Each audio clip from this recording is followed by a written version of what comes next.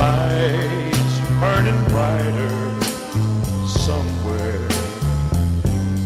Got to be birds flying higher in a sky more blue. Good morning. Welcome to Right Thinking with Steve Copeland. I'm your host, Steve Copeland, and thank you for tuning in. Let's have a great day.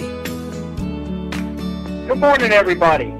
Today is going to be a very, very special day for me, and I hope for each one of you. Every day, one of my prayers is to be able to connect with more people that I can help them have a better life. And today, I'm going to get right into what we're going to do with our guest after I tell you this. The Lord works in mysterious ways.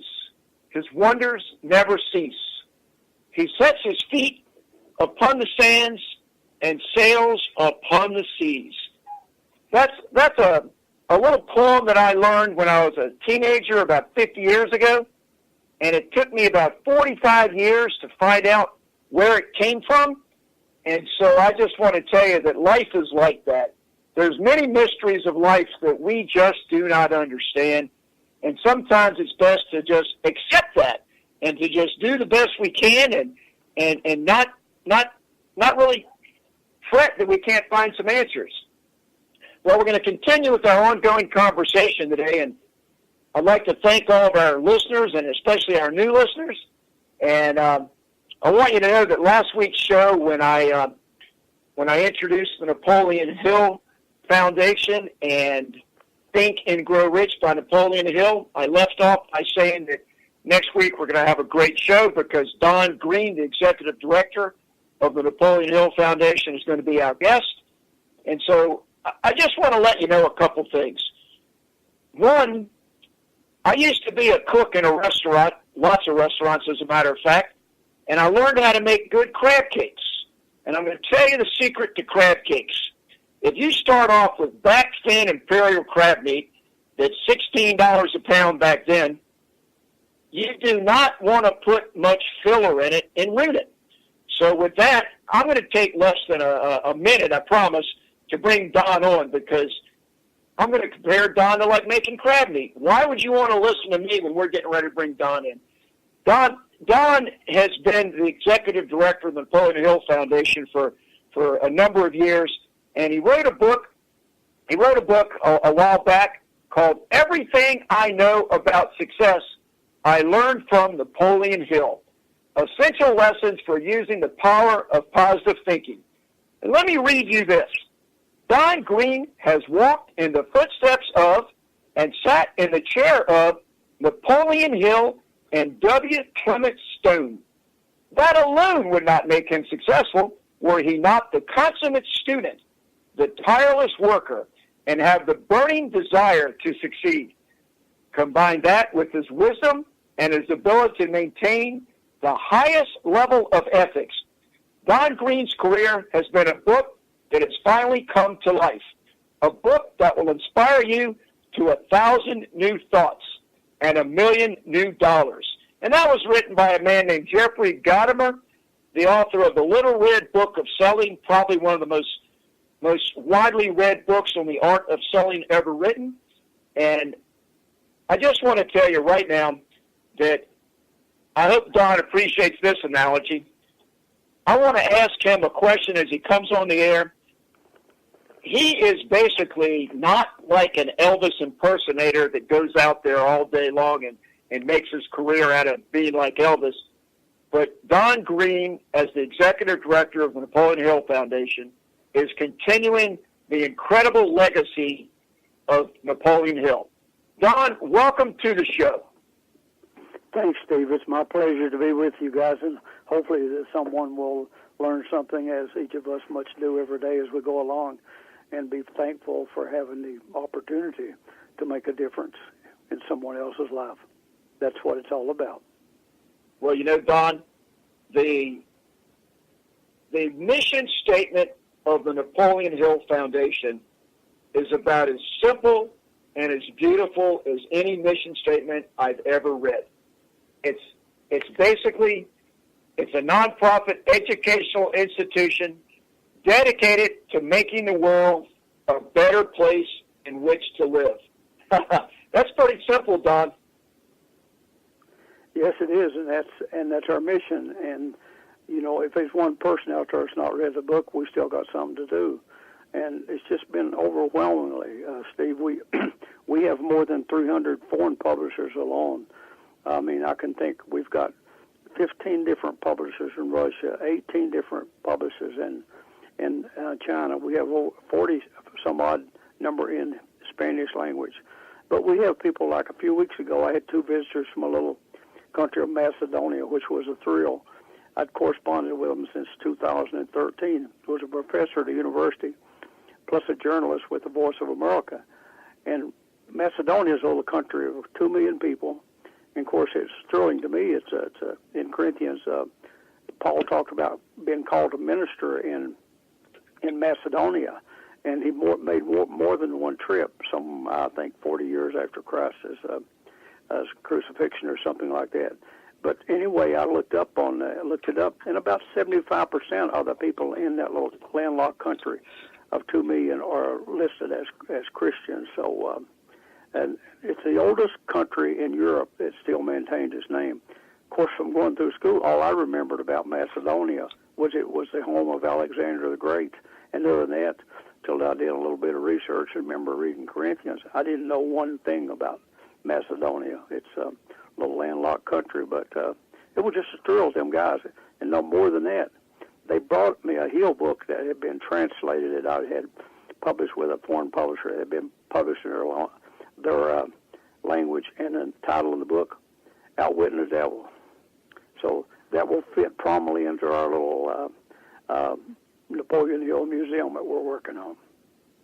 Don, the book Outwitting the Devil I learned about it 3 years ago from an inmate in Greensville Correctional, and he was inspired by some of the things that I was sharing with him, and he asked me had I read that book, and I hadn't. And I read that book, and I gave that to a student at a high school for at-risk kids, and he came back with me and wrote me a book report. And I want to thank you on behalf of Jalen. You wrote him a letter after I sent you that book report, and I just want to talk about how you got involved and gave all those books to an Achievable Dream Academy last year. You're a very generous person, Don. Can you tell me where you get that from?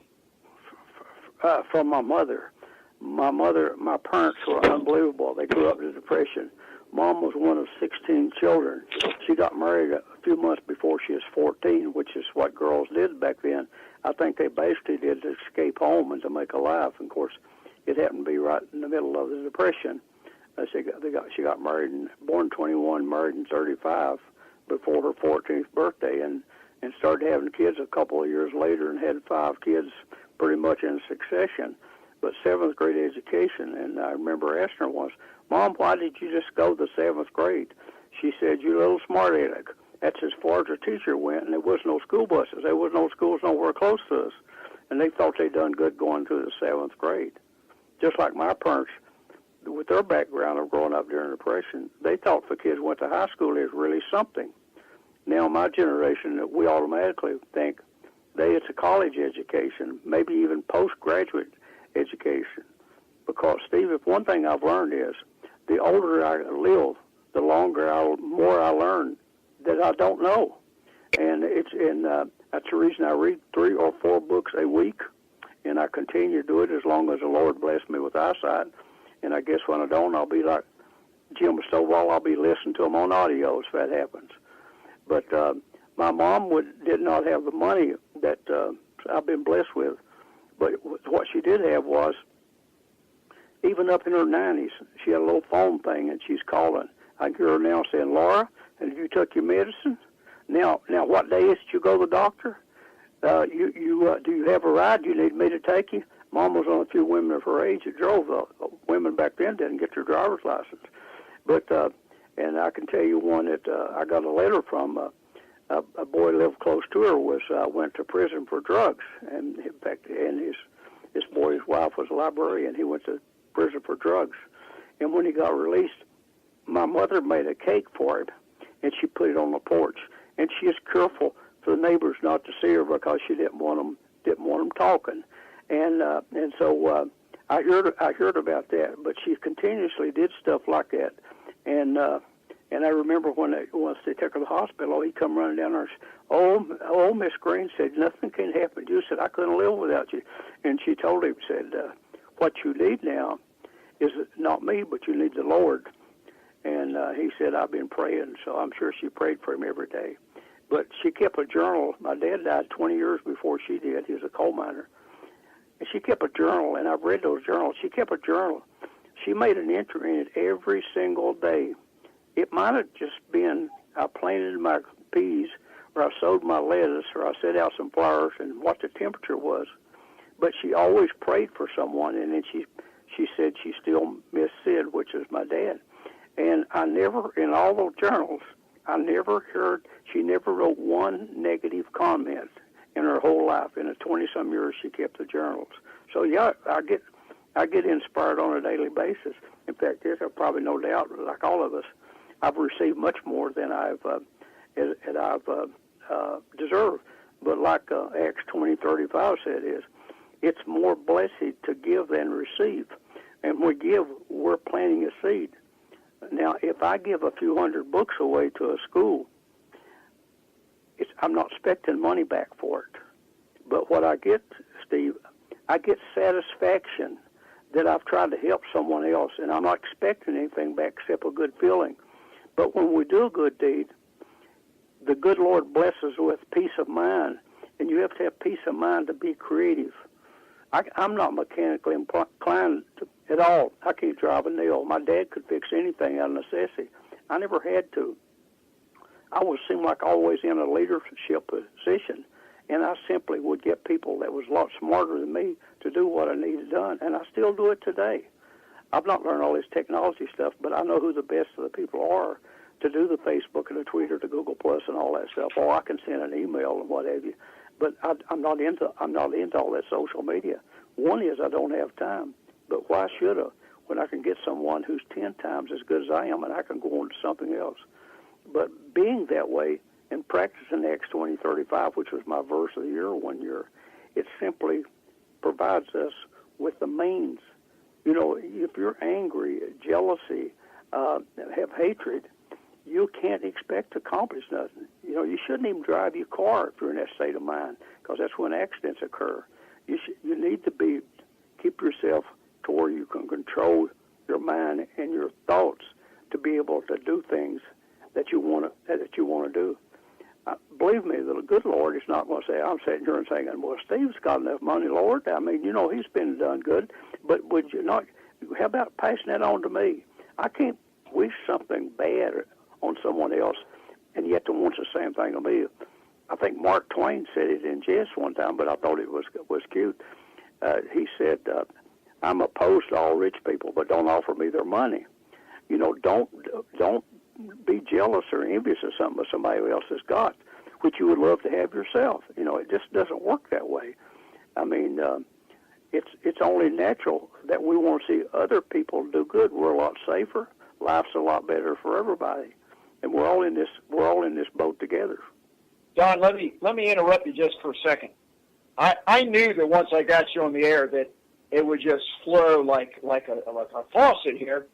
You said at least 6 or 7 things in the last couple of minutes, and I want to come back to a couple of them. Did you say your dad's name was Sidney? Yes, sir. Well, Don, we got more in common than I knew. My father's name is Sidney, and I'll bet you that your dad has the same middle name as my dad. What's your dad's middle name? Alan. Well, I'm wrong. My dad does not have a middle name because he was the youngest of 12, and they ran out of names by the time they gave him a first name. So your dad's name is Sidney Allen Hill. Green. Okay. Well, another thing, when you started off